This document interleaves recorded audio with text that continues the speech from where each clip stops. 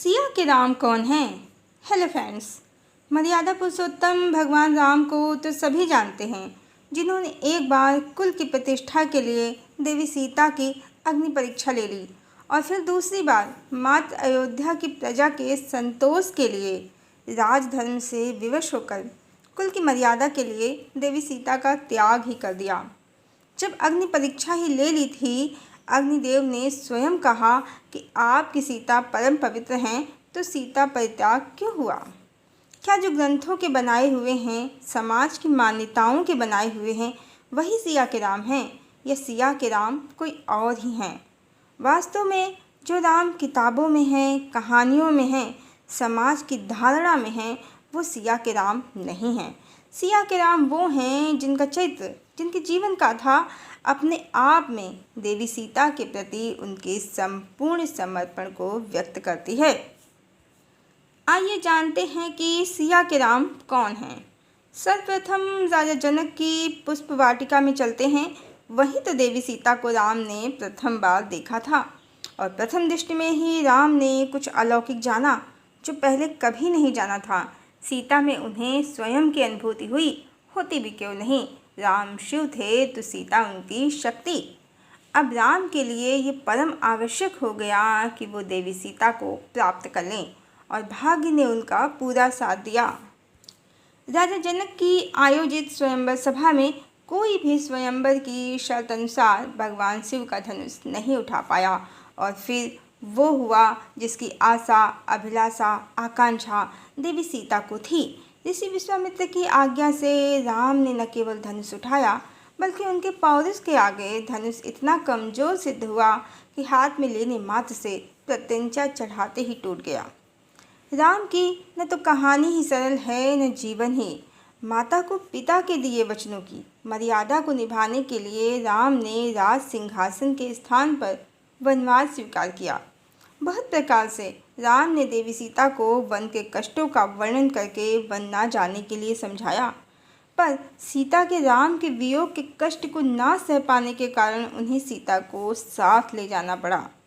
सुप्रखा और रावण की काली करतूतों के कारण देवी सीता को जो कष्ट सहना पड़ा, उनके हरण के कारण उससे कहीं ज़्यादा कष्ट अयोध्या की प्रजा के कारण देवी सीता को सहना पड़ा, और राम को भी। सिया के राम कौन हैं, हम इसी से समझ सकते हैं कि सीता के लिए जब राम वन वन भटकते हैं तो उनके हरण के बाद वाल्मीकि रामायण के अनुसार ही राम को रात्रि में नींद नहीं आती थी। छोटे छोटे जंगली जीव, कीट पतंगे उनके शरीर से होकर चले जाते थे, पर राम को उनका भान नहीं होता था। और राम ने न केवल समुद्र पर मार्ग बना दिया देवी सीता को प्राप्त करने के लिए, बल्कि रावण का कुल सहित समूल नाश कर दिया। सबसे प्रभावित करने वाली सिया के राम की ये बात है कि वनवास के नियम अनुसार हाथी घोड़े की सवारी भी वर्जित थी राम को। फिर भी देवी सीता के लिए उन्होंने पंचवटी से रामेश्वरम तक की पैदल पैदल ही यात्रा की, और फिर रामेश्वरम से लंका तक पैदल पैदल पहुंच गए वो देवी सीता के लिए।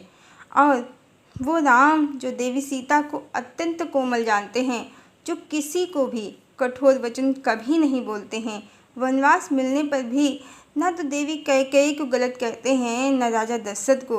क्या वो राम देवी सीता को अग्नि परीक्षा के लिए कठोर वचन कह सकते हैं?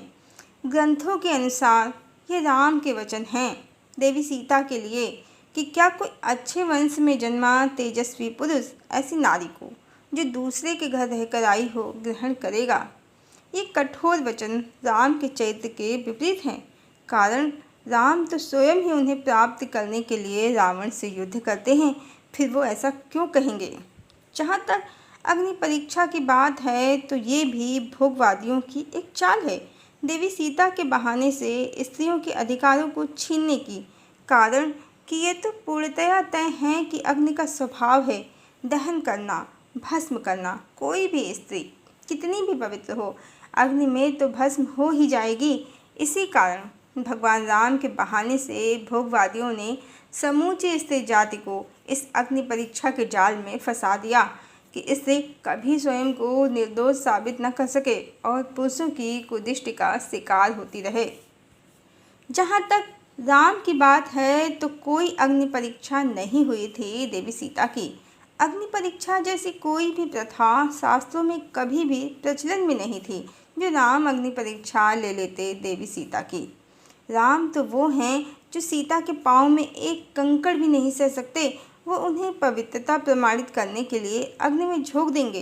ये महामूर्खता वाली बात है।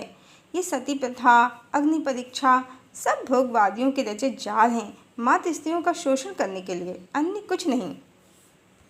सिया के राम सीता के लिए समुद्र पर मार्ग बनाते हैं, रावण का वंश सहित नाश करते हैं और फिर अपनी प्रिया सहित अयोध्या आगमन करते हैं। अब अयोध्या की प्रजा ने, समाज ने देवी सीता पर दोष लगाया, अन्यथा राम तो अपनी सीता के साथ, अपनी रानी के साथ पूर्णतया खुश थे। सिया के राम तो वनवास समाप्ति के बाद, तपोमय जीवन के बाद देवी सीता के साथ, अपनी प्राण प्रिया के साथ नए जीवन के सपने देखते हैं, एक सुखी परिवार देखते हैं, सीता से प्रेमालाप करते हैं, दैहिक संबंध बनाते हैं, उन्हें शरीर के तल पर अपनाते हैं। सिया के राम सीता को कहीं से भी अपवित्र नहीं समझते, बल्कि वो पिता बनने के सपने देखते हैं। सपना पूर्ण भी होता है, पर अयोध्या की प्रजा राम के पत्नी प्रेम को हजम ही नहीं कर पाती और तरह तरह की बातें बनाती है और राम को धर्म, राजधर्म के लिए देवी सीता का परित्याग करने पर विवश कर देती है। राम को राज सिंहासन का कभी मोह नहीं था, वो चाहते तो सीता के लिए राज सिंहासन छोड़ देते। जब पिता के वचनों के लिए वो वनवास ग्रहण कर सकते थे 14 वर्षों के लिए, फिर ये 14 वर्ष हो या 24 वर्ष या जीवन पर्यंत, राम सिंहासन के कभी लोभी नहीं थे। पर उनके भाई भरत ने भी तो इन 14 वर्षों में तपस्वी सा जीवन जिया। भरत के त्याग को वो अनदेखा नहीं कर सकते थे। राम पूर्णतया विवश थे, पर उन्होंने देवी सीता के उनके जीवन से जाने के बाद आजीवन भूमि पर ही शयन किया। वो देवी सीता से कितना प्रेम करते थे, कितने समर्पित थे, ये तो इसी बात से पता चल जाता है कि अश्वमेध यज्ञ में वो देवी सीता की प्रतिमा के साथ ही यजमान बने। न उन्होंने उनकी कभी अग्नि परीक्षा ही ली, न उनको कभी अपवित्र ही समझा, न उनका त्याग ही किया। ये तो अयोध्या की प्रजा की इच्छा थी। प्रजा के संतोष के लिए उन्होंने देवी सीता से विरह सहा और जब उनके पुत्र उन्हें वाल्मीकि ऋषि के द्वारा मिले तो उन्होंने अपने पुत्रों को सहर्ष ही अपनाया। सिया के राम, सीता के राम कभी संकुचित सोच के व्यक्ति थे ही नहीं। और हाँ, जिस समाज ने देवी सीता को ये कहा कि वो दूसरे के घर रहकर आई हैं, लंका में बहुत काल तक रही हैं, उनकी पवित्रता संदेह के घेरे में है, तो त्रेता के बाद धर्म के मात्र 2 ही चरण रह गए हैं और हम जो भी ब्रह्मांड में कामना करते हैं वही ब्रह्मांड हमें हजारों गुना देता है, ईश्वर का नियम है। और द्वापर में स्थिति ये हो गई कि राजा महाराजाओं की कन्याओं के भी हरण होने लगे। जैसे भीष्म ने काशी नरेश की पुत्रियों अंबिका और अंबालिका का हरण कर लिया था विचित्र वीर के लिए, और दुर्योधन ने भानुमति से बलपूर्वक विवाह कर लिया था।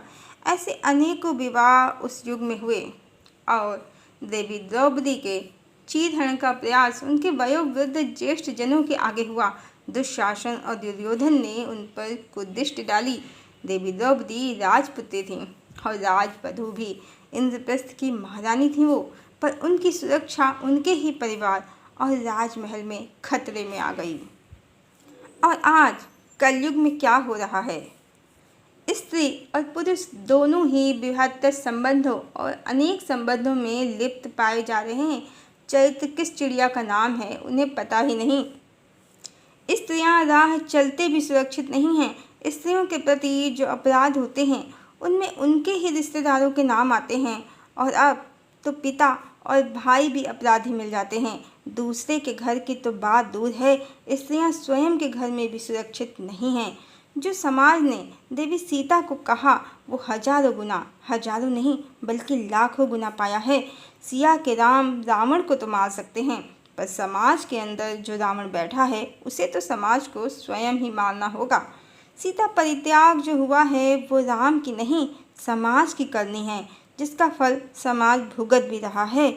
जो समाज अपने ईश्वर में खोट निकालता है वो ज़्यादा दिन चरित्रवान नहीं रह सकता। जो समाज अपने ईश्वर को कलंकित करता है वो ज़्यादा दिन सुखी नहीं रह सकता। हरिओम।